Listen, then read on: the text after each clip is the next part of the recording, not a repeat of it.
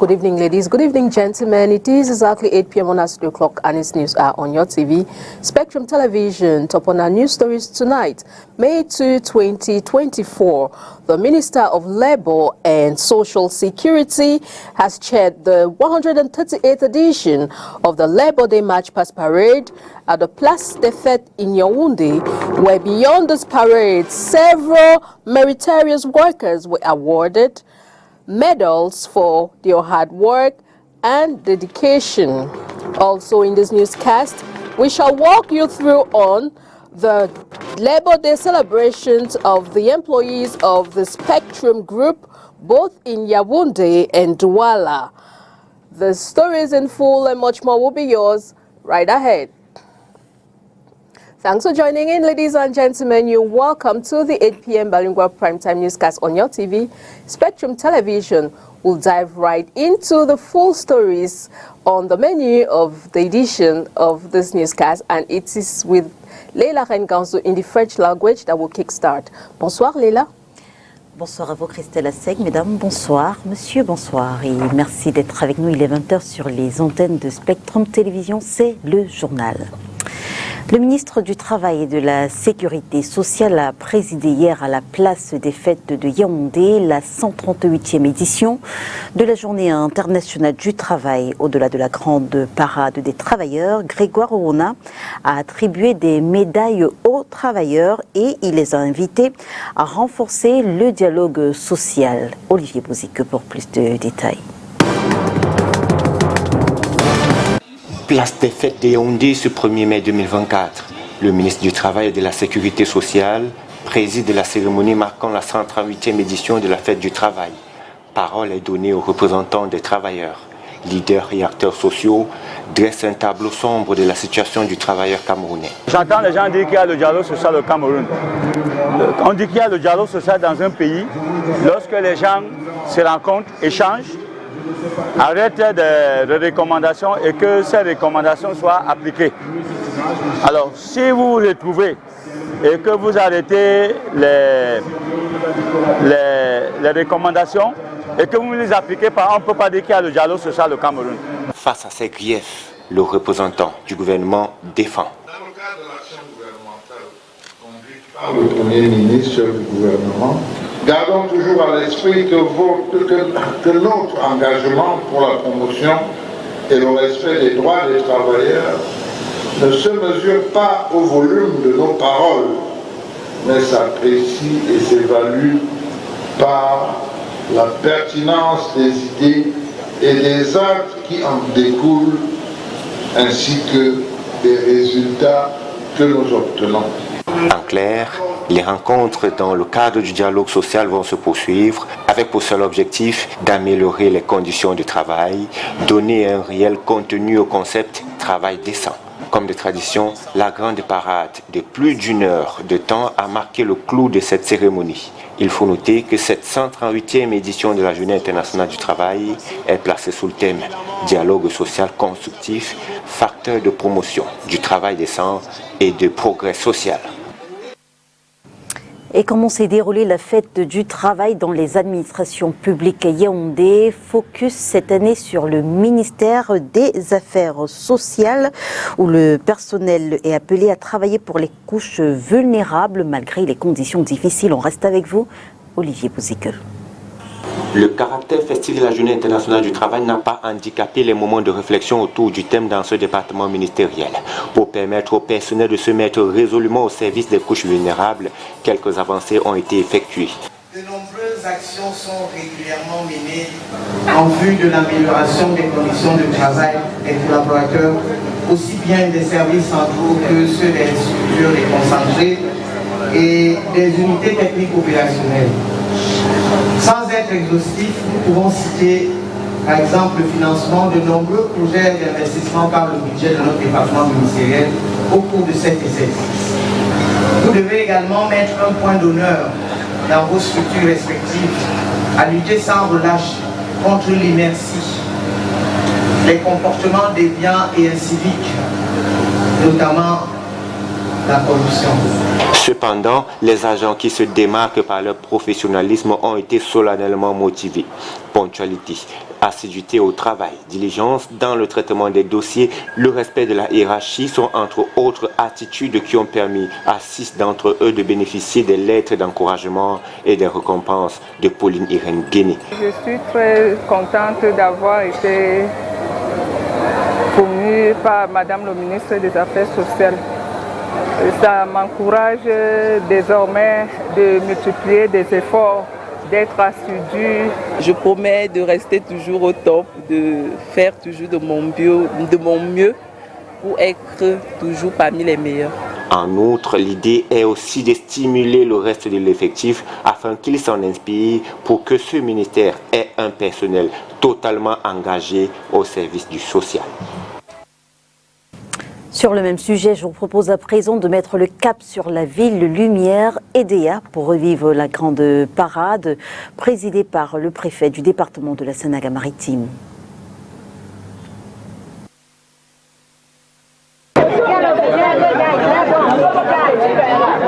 La ville d'EDEA s'est jointe à la communauté nationale et internationale ce mercredi 1er mai 2024 pour célébrer la 138e édition de la Journée internationale du travail, placée sous le thème « Dialogue social constructif, facteur de promotion du travail décent et de progrès social ».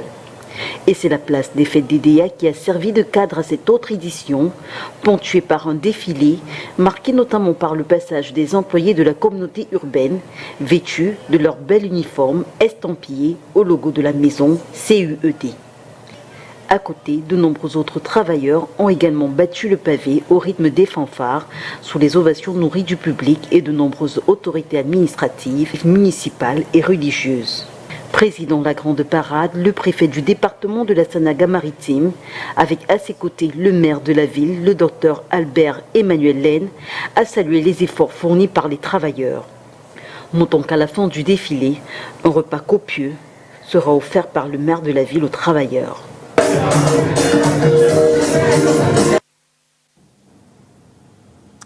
And in Douala, it was in an atmosphere of joy and merriment that the workers of Spectrum Group Douala commemorated this 138th edition of the International Labour Day celebrations. Onila Donet writes the story out for us.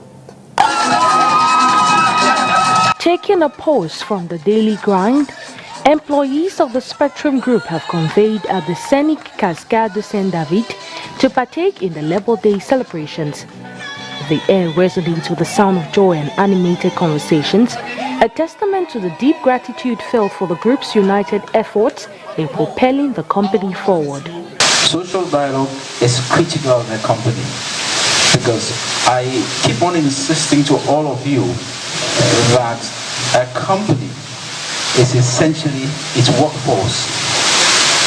Yes, you have financial resources. Yes, you have technical resources. But the most important resource in a company is its staff.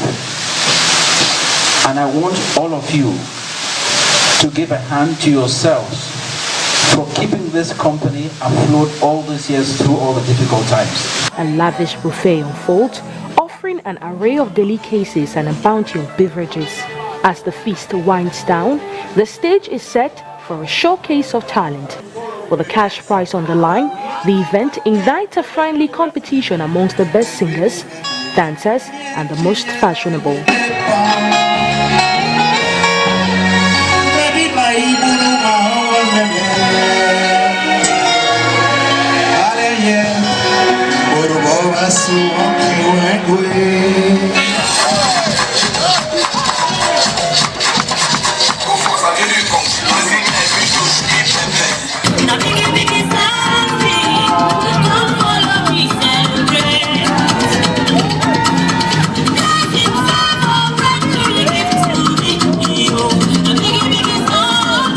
People used to see us on the TV and think that Spectrum Group is only STV, but no, today I saw the whole family from Spectrum, advertisement, from Telecom, Telspan, everything was there. For I can say that this was the celebration. The fete was good, enjoyable. I thank the manager of Spectrum Group and the staff in general, because the fete was a good one and everybody enjoyed to the maximum. The Spectrum Group has done it enormously. We have danced, we have drank to our satisfaction, we have had enough of it, and the promises have been fulfilled, and we are sure, and we have promised the company that we are going to work more harder and harder to keep the company alive. As the chapter of the 138th edition of the International Labour's Day closes, each member of the group leaves with renewed vigor, inspired to continue the journey with the same passion and commitment. It's a woman!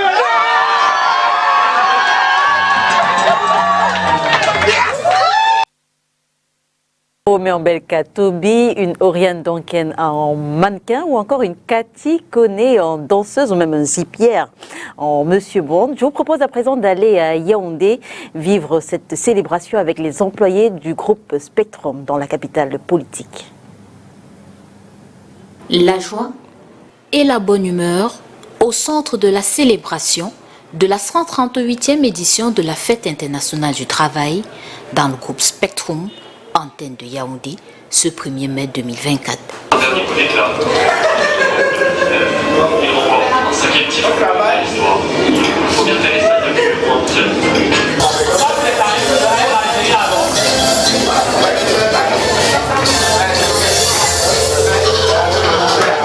Le personnel se retrouve dans une ambiance bon enfant à partager des moments inoubliables loin du train-train quotidien.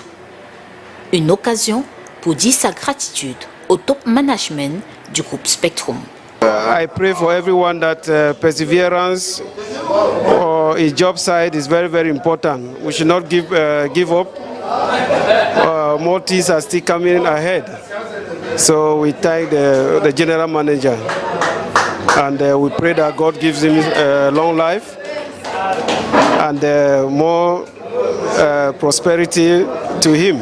Je veux féliciter le top management pour tout ce qu'il a pu faire pour nous, et je remercie aussi monsieur le PDG pour tous les efforts qu'il fournit pour que nous soyons à l'aise. Même dans mon quartier, on ressent vraiment qu'il y a un travailleur.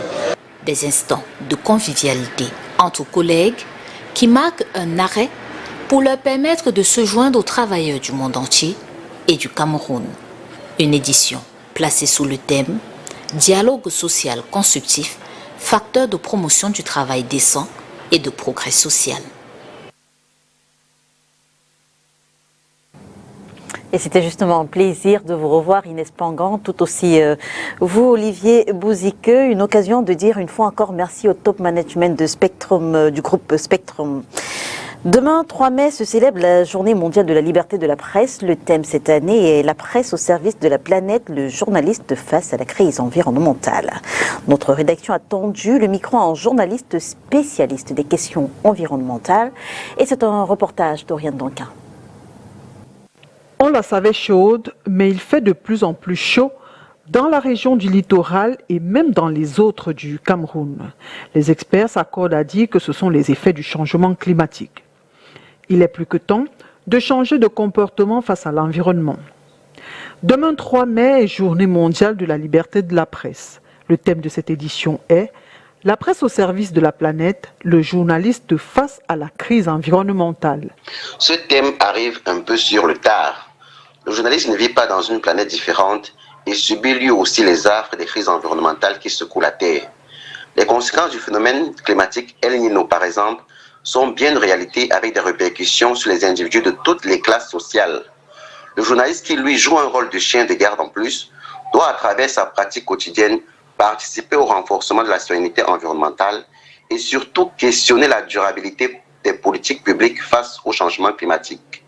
L'objectif de développement durable numéro 13 recommande justement d'améliorer l'éducation, la sensibilisation et les capacités individuelles et institutionnelles en ce qui concerne l'adaptation au changement climatique, l'atténuation de leurs effets et la réduction de leurs impacts et les systèmes d'alerte rapides. Le journaliste a un grand rôle à jouer dans l'atteinte de cet objectif-là. Dans le paysage médiatique camerounais, cette spécialité n'est pas très courue. 11 ans déjà que je m'intéresse aux questions en lien avec l'environnement. J'ai remarqué que ce domaine qui parle de l'homme et de la planète et donc de la survie même de l'humanité était un parent très pauvre dans les médias camerounais où davantage on met à la une des sujets de politique, de sport ou des sujets people pour surfer sur les polémiques et le buzz. Des sujets souvent présentés comme très vendables et qui mobiliseraient le plus l'attention. Seulement, on risque de ne plus rien avoir à vendre si la planète et nous avec venions tous à disparaître. C'est pourquoi à mon niveau, à travers différentes colonnes et mon blog Biocamère davantage, j'ai décidé de militer pour un corps sain dans un environnement sain. Journaliste ou pas, aujourd'hui il faut militer afin que les arbres soient moins coupés, réduire l'utilisation de plastique non biodégradable ou encore garder son environnement propre et sain. And now we take you over to Mudeka, a locality in Tiko in the southwest region of Cameroon, which now prides itself with an international institution of learning that offers an international educational standard. And this edifice has been inaugurated over the weekend by the governor of the southwest region, Mr. Okalai Bilai. Let's get more details from this advertorial.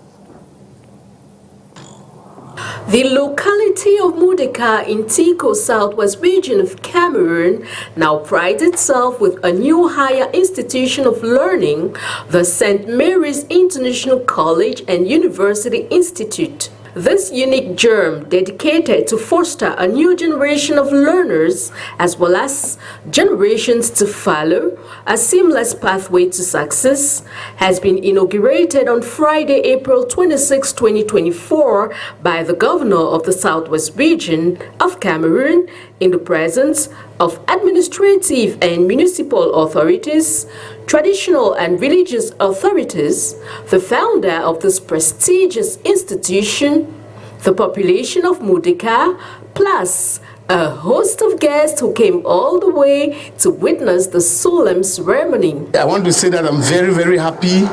Happy because if you tell someone in the world who will just watch this edifice on television will not believe that it is planted in Tiko. We are so happy. We want to appreciate him for considering Tiko a place where he has planted this modern edifice. In the course of this crowd-pulling event that kick-started with an ecumenical church service in the chapel of the school premises, the guests were later led on a guided tour through the facilities of the school by the founder. They were very impressed by the magnitude of this facility. When I bought this piece of land, that was like 5 years ago, my plan was not to open a school. I wanted not to open an educational school, for example. I wanted to open a football school. Then I got the inspiration that, I look at my kids, I look at people struggling to send their children abroad. And I said, look, I've seen good educational infrastructures everywhere. And I know that parents are willing to educate their children. So I said, okay, instead of opening a football school, let me open a first-class educational institution here. Situated in Mudeka in Tiko in a serene and calm environment suitable for studies, this institution of learning offers a comprehensive educational program for both secondary and higher level of education. With a qualified, dedicated and professional staff ready to serve, St. Mary International College University Institute also provides the following facilities for its learners: 2 amphitheaters of 350 and 1,000 capacities, 112 room dormitories, classrooms, a library, a conference room, school vans, a gymnasium, a solar system, ICT laboratories with very secured internet solutions, plus quality staff apartments, and more. Nonetheless, the bad state of the broad network leading to this prestigious institution remains a big challenge for the population and aspiring students who did not hesitate to mention these difficulties and call on the competent authorities of this locality to keenly look into this situation. For having a good broad network to access this institution will not only be a plus for the school, but to the entire community as a whole. The school have come for the children here, the indigenous here to benefit, and even from far, the whole Cameroon, they will benefit. The road is really bad. If we can have such institution like this one, I think the government should come and help us intervene to see how they can make the road to be good. With such an infrastructure here, you know, it has benefited the whole community.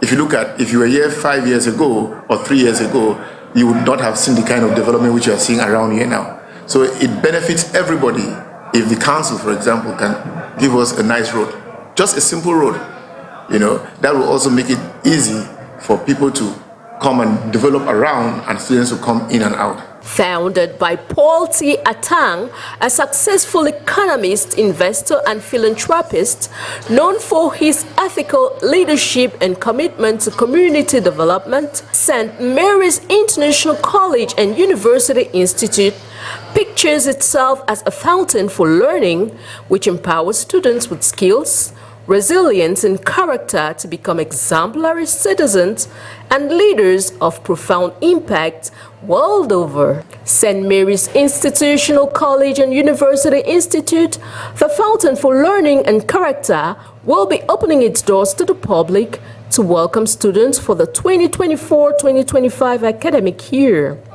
Registrations begin from July 30 until August 23, 2024, with very limited students per classroom. Santé, ce 2 mai est journée mondiale de l'asthme. Quelles sont les causes de cette maladie respiratoire? Oriane Donquin a échangé avec un pneumologue. Celui-ci nous parle également des précautions et du traitement de cette maladie.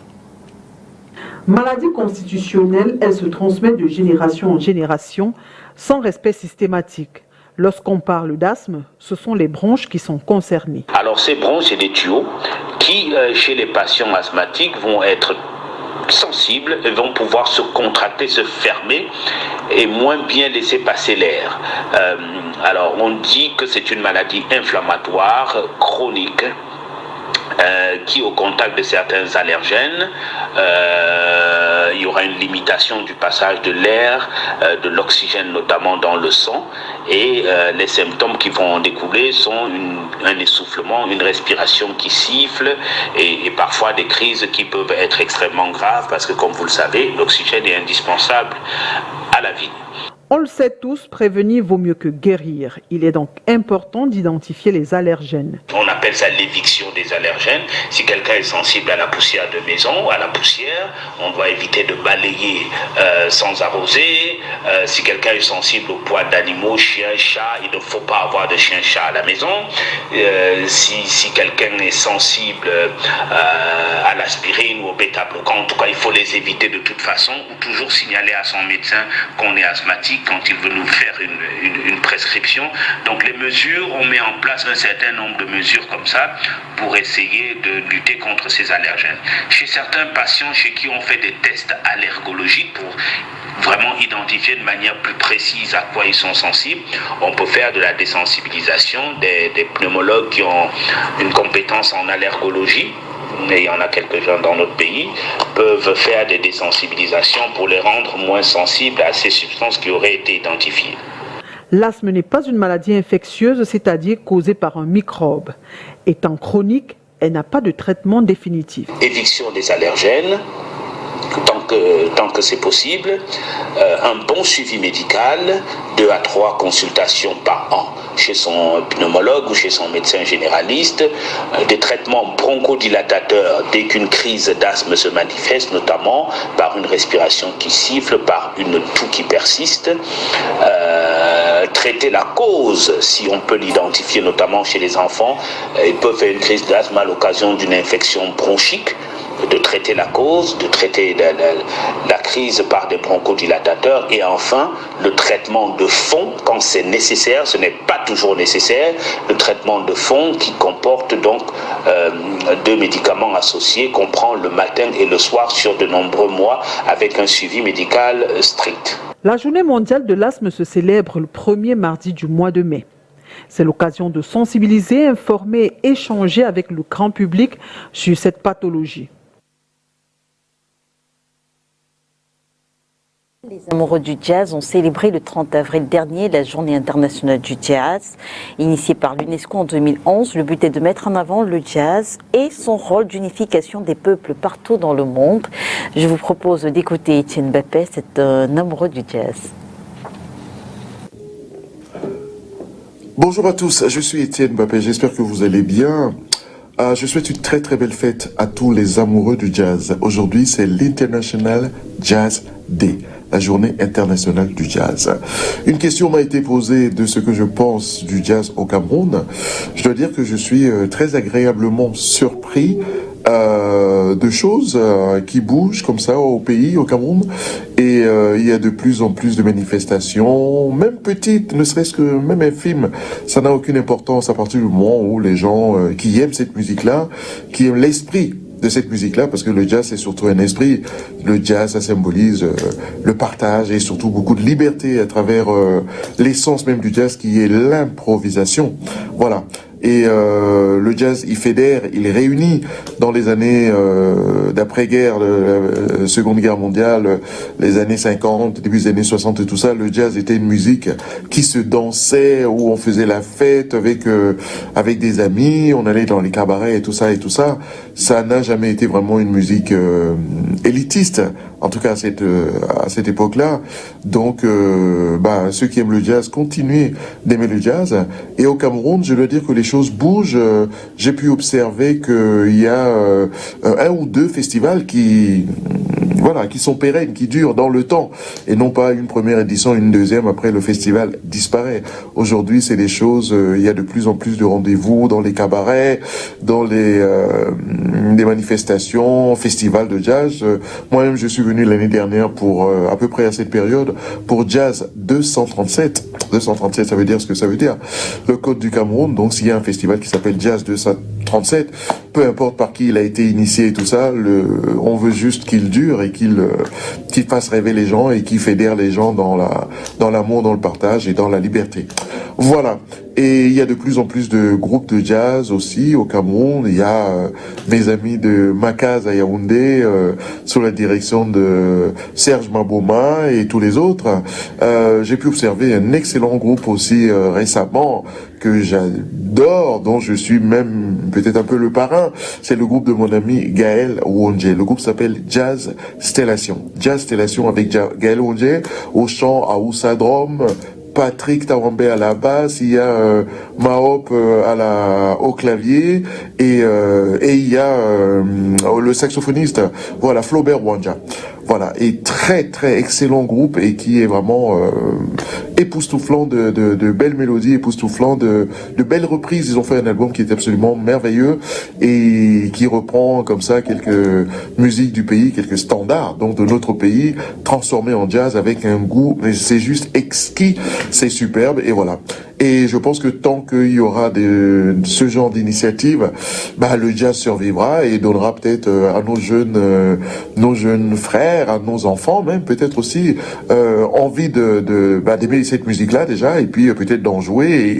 Et voilà, donc je pense que le jazz est en marche au Cameroun, ce qui est une excellente chose. Moi j'adore le jazz, vous le savez très bien. Et donc voilà, une très très belle fête de jazz à vous. Belle, très... International Jazz Day, voilà. A very happy International Jazz Day. Voilà, c'est Etienne Mbappé. Je vous I'll talk sports in this newscast. News appointments at the Faker Food. Serge Bensi, Renan and Ashuntui have been appointed as the first and second assistant coordinators at the national selection, and they will have to assist Benjamin Banlock in this task. Onila Donet with more details and precisions. The president of the Cameroon Football Federation has ratified key appointments within the organization today, May 2nd, 2024. Serge Bensi has been designated as the first assistant coordinator of the national teams, while Ashun Tui will serve as the second assistant. Ernest Obama has been appointed as the head of missions for the Federation, with Madame Ibrahim Hawa succeeding him in his previous role as spokesperson. These appointments have raised questions about whether Samuel Eto'o, president of the Federation, has given his approval to the coach selected by government. Notably, the former Barcelona forward was not present at the signing of the Belgian coach's contract due to the preparations for his father's funeral. Marc Brice, the coach in question, has acknowledged that he has yet to meet with the federation's president, but remains hopeful despite apparent signs of disapproval. With the World Cup qualifiers approaching, it is imperative that these newly appointed officials collaborate effectively to finalize the roster of players who will participate in this tournament. Brice, 61-year-old, has been actively engaging with players across Europe to acclimate to the system. Reports indicate that he plans to reside in Yaoundé, Cameroon's political capital, for the duration of his 2.5-year contract. The former El Husven coach is expected to receive a monthly salary of approximately 26.2 million CFA francs, a portion of which will be allocated to his assistant. And that report puts an end to this news edition. Thanks for watching. See you again tomorrow with more news and fresh news on your TV, Spectrum Television. Good night. Good night, Leila. Bonsoir à vous, Christelle Assec. Mesdames et messieurs, merci de nous avoir suivis. À demain 20h sur les antennes de Spectrum Télévision, si bien sûr Dieu le veut. Bonsoir.